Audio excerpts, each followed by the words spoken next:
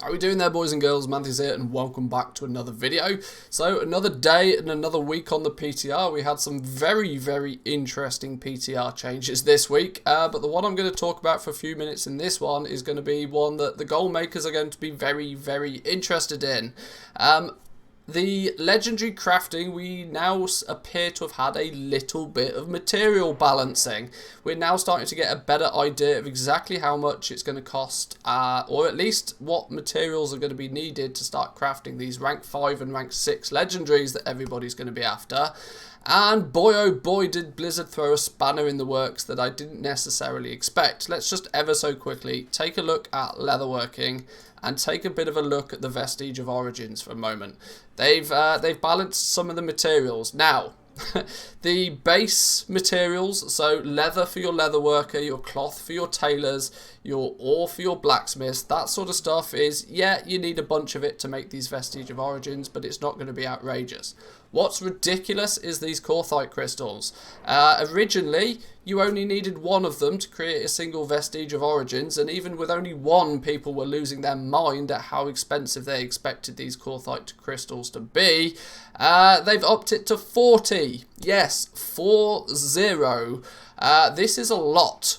Now, unless on the flip side of this, they dramatically increase the acquisition of these crystals, oh my days, are these going to be rare. And I've run some numbers and I've done some testing on the PTR, and I just wanted to sort of use this as a bit of a public service announcement more than anything else, that if it stays the way that it is right now, and I can't help but feel that they would have balanced these materials based on some data that they have internally, that if it stays this way, these things are going to be hella expensive, and getting your hands on those legendaries early days is going to be mental. But let's run through a few things for those that are still playing catch up a little bit. Let's start from the beginning and let's take a little bit of a look at exactly what it means to craft legendaries in patch 9.1. So, the crafters out there, your tailors, your leatherworkers, your blacksmiths and your jewel crafters don't necessarily get themselves new ranks. If you've got rank 4 unlocked right now, you will not be unlocking a rank 5 or a rank 6. There is this new Vestige of Origins that we've talked about slightly already, that is an optional reagent. It works in the same fashion as Crafter's Marks do for like your regular gear. If you take the rank 3 materials and use a Vestige of Origins when crafting it, you don't get the default rank 3, which is what item level 225.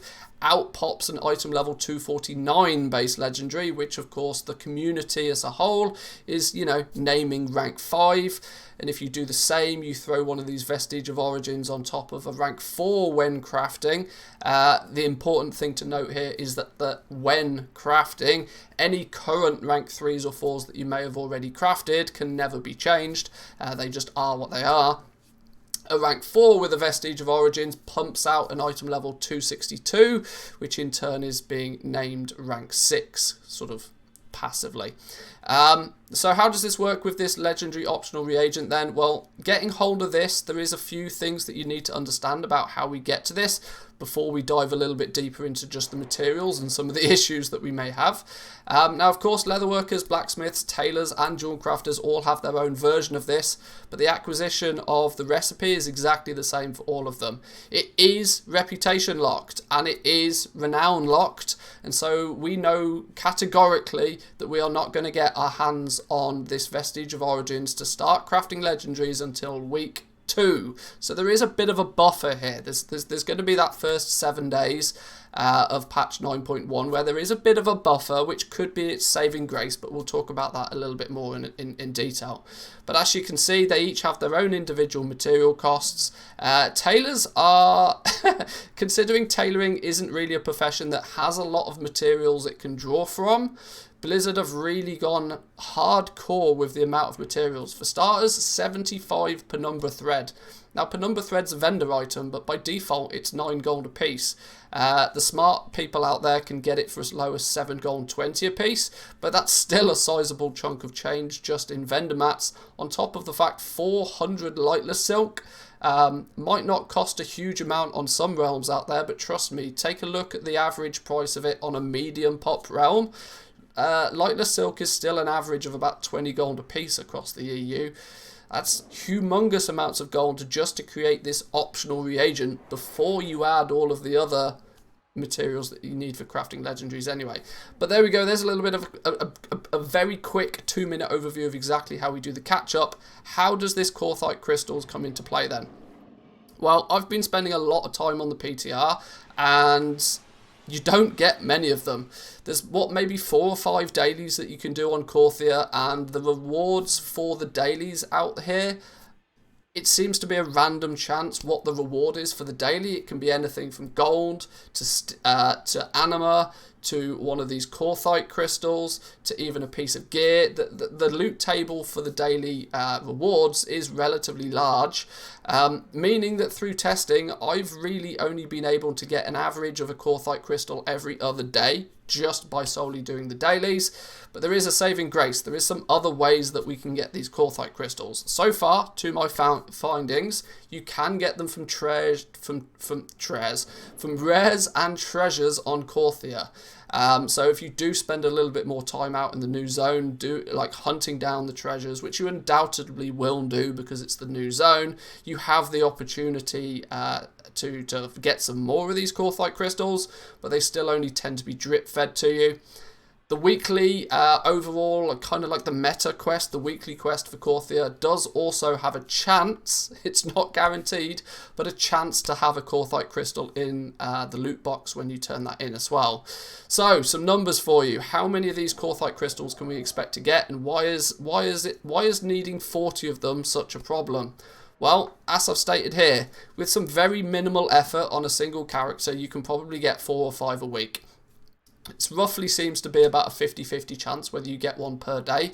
So if you are on the slightly lucky end of RNG, you should probably get 5 a day by doing nothing more than just checking to see if they're on your dailies. With casual play, maybe doing your dailies, running around Korthia, picking up some treasures, killing some rares on a somewhat casual basis, maybe not cleaning out the entire map of everything every day, you'll probably get the basics from the dailies, then plus a few extra. You might end the week with 10 of them in your bags. And if you're absolutely hardcore min-maxing it and killing every single rare, doing everything you possibly can to get these Korthhike crystals, you might, if you're really lucky, be able to get 20 of them in a week. This is not a lot, right? When you consider that you need 40 of them to craft a single optional reagent, which will in turn make a single legendary item. Well, what does this mean? This is a bit of an issue and a bit of a sticky situation for the people that want to gear up fast and they want to get their legendary first. Hardcore players out there, still theoretically, even after 2 weeks of min-maxing the crap out of everything, may only just have enough Korthhike crystals to be able to craft their legendary. Of course, they would take the other materials to their local friendly crafter of choice to do the actual craft themselves, but it's going to be tough, right? There's not going to be enough of these Korthhike crystals to go around for everybody to have a legendary. There are a few solutions to this.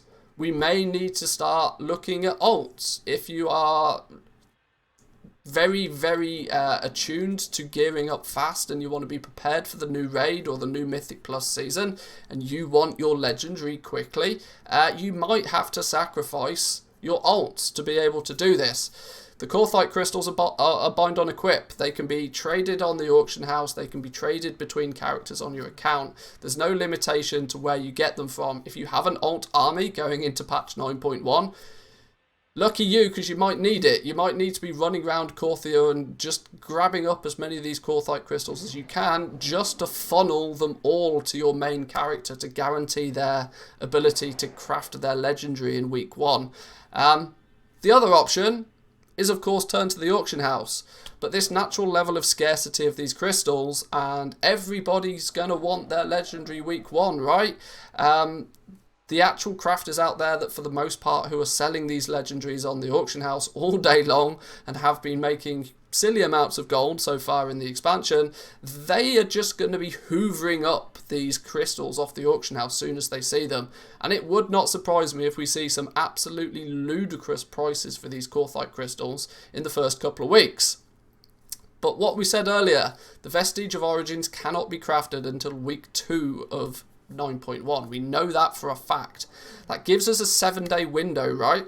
There's a 7-day window where we may see people picking up these Korthhike Crystals, maybe kind of knowing what they're for, but not really understanding their value and just throwing them on the auction house. It is within that first week I would keep a very, very close eye on the auction house for these crystals. We know come week 2, when crafters get access to actually go ham and start making these rank 5 and rank 6 base legendary items for people, that the crystals are going to disappear super fast. There's just not enough of them being injected in the game if it stays the way that it is. That first 7 days is going to be crucial for people to sort of like chip away, squirrel away some of these crystals and get ready and get prepared. Because, yeah, like I said, there's just not enough of them going around. We do hope that we will find some more sources, or at the very least Blizzard up the amount of Korthhike Crystals that are going to be available.